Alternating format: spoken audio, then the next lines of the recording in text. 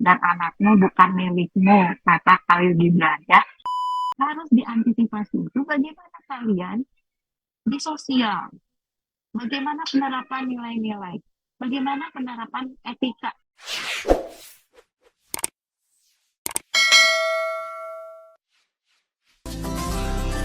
Sesaat lagi Anda akan menyimak Bincang Psikologi Keluarga.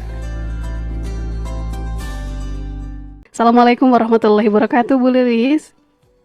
Waalaikumsalam warahmatullahi wabarakatuh. Masya Allah. Hari ini di Bandung cerah ya, Bu Lilis ya?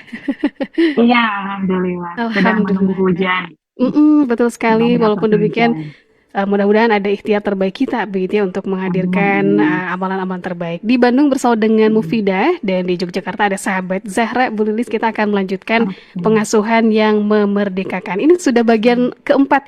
Bagian keempat ini kita akan fokus di bagian mana nih, Bu Lilis? Iya.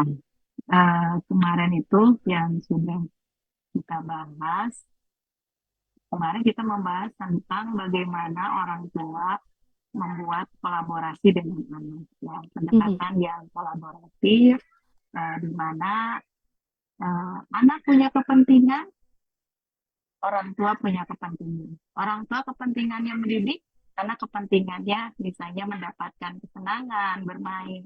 Nah, ini nanti gimana biar sama-sama kepentingan ini dilakukan.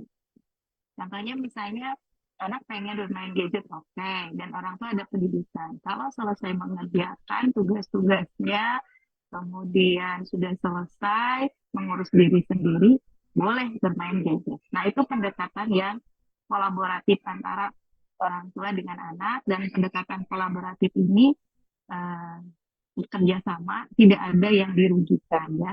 Jadi masing-masing untung gitu, anaknya untung bisa bermain gadget, ya orang tuanya alhamdulillah bisa mendidik anak. Itu yang pekan kemarin. Pekan sebelumnya berkaitan dengan konsep pengasuhan memerdekakan itu, bagaimana kita sebagai orang tua mendidik anak ikhlas karena Allah, tidak ada batasan, dan kita membesarkan anak menjadi sukses itu untuk dipersembahkan kepada umat, dan anakmu bukan milikmu, kata Khalil Gibran ya. Kemudian Iya. selanjutnya dibahas juga bagaimana memerdekakan itu anak mandiri, karena dengan mandiri dia tidak tergantung pada siapapun. Dan yang ketiga adalah ya gimana memerdeka kalau dia misalnya anak tersebut terkesan, pokoknya mama harus kamu jadi dokter titik gitu. Nah, makanya orang tua ketika pengasuhan yang memerdekakan itu, bagaimana orang tua sudah melihat potensi minat bakat anak ya, yang kemarin beberapa tokoh yang kita contoh.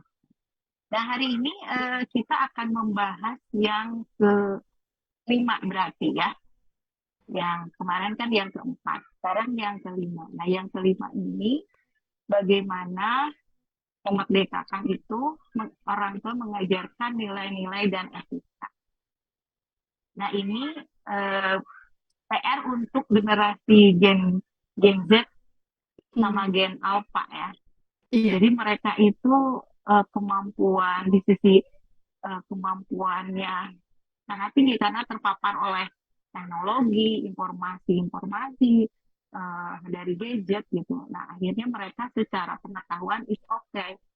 Nah, cuman emang ada PR-PR tertentu yang berkaitan dengan nilai, dengan etika gitu. Karena nilai etika ini bagian dari integritas seseorang ya gitu. Ya, percuma dia misalnya dari segi kemampuan tinggi intelektual, anaknya pintar gitu, tapi ketika berinteraksi dengan orang tua, dia tidak ada sopanan gitu ke orang tua, ya percuma gitu. Karena nanti juga di tempat kerja dia akan ada atasan. Ketika bisnis dia akan ketemu pelanggan juga. Ya kalau songong gitu ya, nggak punya etika, sesuka dia gitu, dia melanggar nilai-nilai gitu. Ya pasti tidak akan ya seperti dinosaurus nanti punah, dalam artian orang lain juga tidak akan mau misalnya sebuah lembaga atau sebuah perusahaan, pasti dia tidak mau kan karyawannya Mhm.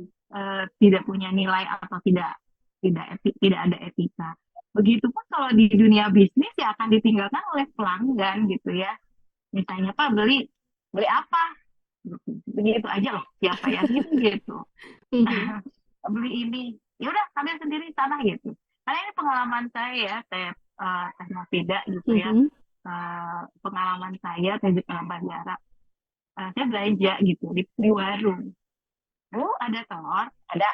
Nah, di sana aja kan sudah nggak enak gitu. Oke, mau beli sekilo, ambil aja di depan. Itu ada di depan gitu. Nah, sementara itu konsepnya bukan seperti minimarket kan. Kalau Mhm. minimarket kita ambil sendiri, kemudian ke Iya. kasir kan. Nah, Mhm, ini betul emang betul. warung biasa gitu. Dan saya nyari-nyari gitu. Di mana, Bu?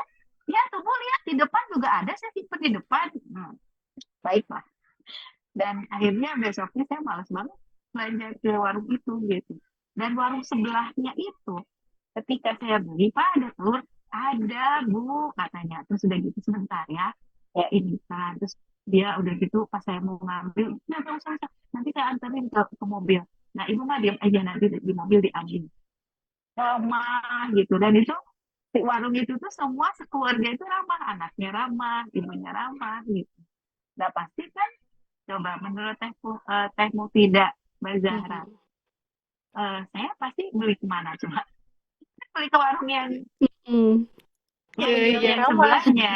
Nah, itu nah ini yang harus dipunyai, yang harus diketahui oleh anak-anak Gen Z dan Gen Alpha dan plus orang tua juga sudah mulai stop gelisah anak tidak misalnya tidak bisa matematik, anak intelek, anak misalnya akademiknya jelek, matematik jelek itu bisa dilatih.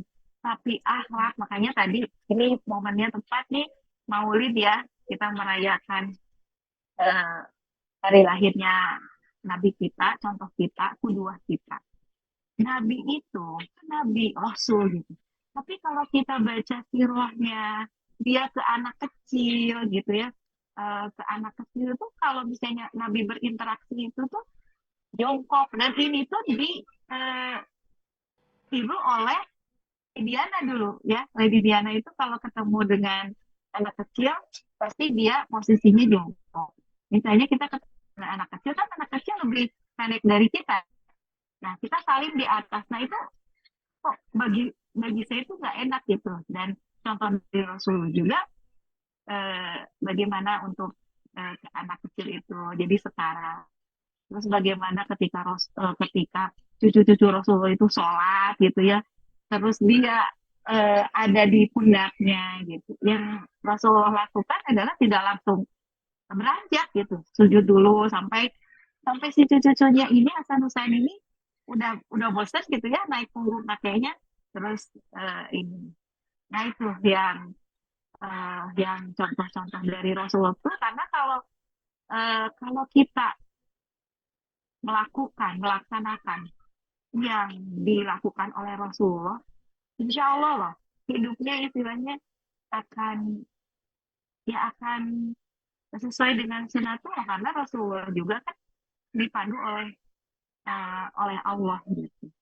Nah ini yang harus nanti orang tua sudah mulai gelisah ketika misalnya anak meninggalkan sholat gitu ya, gara-gara misalnya tugas malam kayak anak saya yang baru kuliah, dia nggak ke masjid, kemudian dia sholat subuhnya telat, tidak otomatis tidak mulai gitu. Nah, udah kami sudah gadgetnya sita. Terus anak saya bu sekarang ada kuliah nggak apa-apa nggak masuk aja. Tapi nanti aku kalau nggak lulus gimana? Nggak apa-apa. Lebih baik nggak lulus daripada kamu me, apa ya melalaikan perintah Allah gitu ibadah. Kamu itu bisa kuliah juga.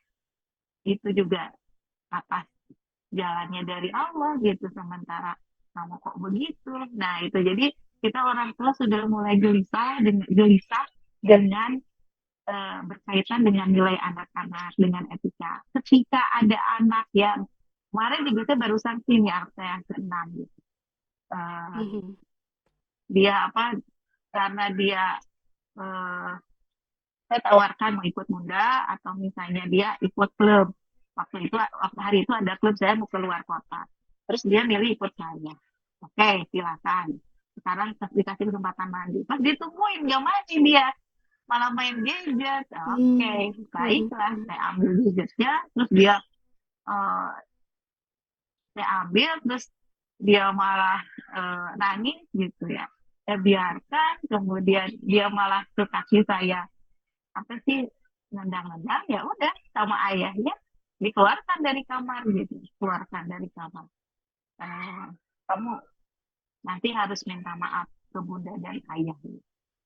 Nah, yang begini eh, harus orang tua sudah mulai, jangan sampai anak sampai mukul-mukul gitu. Nah, Hmm. kita harus lihat otoritas kita. Segimanapun orang tua, eh, anak kita lebih tinggi dari pendidikannya, tetap aja posisinya adalah dia anak dan orang tua gitu. Nah, itu eh, bagaimana untuk menjaga takzim anak kita itu kepada orang tua. Ini yang kegelisahan yang terjadi di Jepang, di mana Jepang itu yang 5.0-nya, yang afford-nya itu kan yang berkaitan dengan teknologi ya. Nah, Hmm. gimana kekhawatiran Jepang itu bagaimana teknologi itu tidak mengikis nilai-nilai etika di Jepang. Makanya di Jepang itu yang berkaitan dengan tradisi-tradisi kayak misalnya minum teh gitu ya, itu masih dipertahankan. Bukan hanya sekedar minum tehnya, karena anak-anak sekarang pasti kayak gitu tuh. Kalau dulu kan saya kalau ke saudara gitu ya, ke kakak ipar, pagi-pagi itu suka disiapin teh manis. Dan anak-anak sekarang udah, kalaupun misalnya dia minum teh, tehnya itu teh apa, teh boba gitu ya, Mhm. teh yang dikasih milk tea atau apalah ya, yang green tea yang dikasih susu di ini gitu, ke arah sana. Dan bukan minum tehnya, tapi di sana ada tradisi-tradisi bagaimana sopan santun. Itu kan nilai-nilai. Orang Timur itu terkenal dengan sopan santun. Nah, kemarin itu eh, dalam rangka Maulid, saya mengajak tim saya untuk backpackeran naik kereta api. Jadi naik kereta api KRD dari daerah Bandung sampai ke Garut. Nah, itu keponakan saya bawa bayi, terus ada beberapa yang bilang, Bu, Bu, duduk di sini. Nah, keponakan saya berdiri kan bawa bayi. Tiba-tiba ada perempuan, ya seumur anak SMA atau kuliah sekitar 17-18, nyerobot duduk. Terus saya bilang, Teh, ini bawa bayi loh. Ada tulisannya, tempat duduk prioritas untuk ibu hamil, anak kecil, ibu yang bawa anak, orang tua gitu. Dan dia masih gak bawa apa-apa. Dia duduk aja gitu. Duduk aja. Terus dia bilang, itu tuh ngantri tuh dari belakang. Padahal dia nyerobot gitu. Terus yang sebelahnya itu ada anak laki-laki. Ya Allah, anaknya sekitar segituan lah. 18, ya 20 tahunan gitu. Dia kan kuat gitu. Dia duduk aja cuek. Yuk, kemarin itu pengen, tapi saya waktu itu kan udah sugesti ke tim saya, kita mau liburan. Kalau saya bisa aja misalnya ke anak itu gimana, waduh, tapi akan mengganggu liburan nih ya. Akhirnya ke tim saya bilang gini, tenang aja, dia kalau nggak berubah sih, dua anak ini, yang perempuan yang laki-laki ini nggak berubah, tenang, nanti kena getahnya. Nah, itu anak-anak sekarang tuh itu. Dan saya juga sering bilang ke anak-anak sekarang, termasuk ke anak saya, kalian itu di segi pengetahuan akan lebih tinggi. Kalian banyak memberitahu bunda tentang, bun itu mah gini loh, bun bun ini mah kayak misalnya, bun kalau yang di WA biar ini gini bisa diedit loh sekarang. Lebih tahu anak saya. Hmm. Nah, yang harus diantisipasi itu bagaimana kalian di sosial, bagaimana penerapan nilai-nilai, bagaimana penerapan etika di di sekitar. Bagaimana kalian biar dapat afirmasi dari orang lain itu eh, beranggapan kalian layak diperjuangkan. Jadi anak saya yang pertama itu, saya sering kalau perjalanan dia itu, ah, banyak mahasiswa itu yang cerdas gitu. Masalah kuliah itu bukan cerdas secara intelektual aja, tapi kamu juga harus latihan secara emosi. bagaimana etika kamu ke dosen ya. Saya sering suka joknya gini, saya mau tidak. Mhm. Jadi joknya pasal dosen guru ada dua kan, ya. Apa katanya teh Bu tidak pasalnya bunyinya? Yang mana ya, Bu? Ini Ya, saya agak ngejeng nih. pasal dosen atau guru ada dua. Pasal satu, dosen sama guru tidak pernah salah. Hmm. Pasal duanya kalau salah kembali ke pasal satu. Pasal Pasal satu satu. lagi. Iya, itu biasanya jok-jok kita lah gitu ya. Mhm, Dalam mhm. artian saya dulu waktu mahasiswa itu bagaimana saya memposisikan saya mahasiswa dan dosen saya itu tuh ya guru saya gitu. Sampai dulu saya pengajaran yang sangat nempel banget waktu itu saya sering berinteraksi dengan almarhum Prof. Jawa Dahlan karena beliau dulu rektor di universitas saya sering mengundang beliau dan saya biasanya ketika perjalanan mengobrol dengan beliau dan ternyata emang masuk ke saya. Jadi kita itu emang dilihat oleh orang lain tuh kak, ya jadilah padi yang semakin berisi semakin berunduk gitu ya. Dalam artian kita harus tetap bagaimana nih etika-etika gitu. Mhm. Nah, sekarang juga saya kan barengan nih sama dosen-dosen saya gitu ya di asosiasi psikolog. Nah, dosen saya tuh bilang, Lis, kita itu setara sekarang.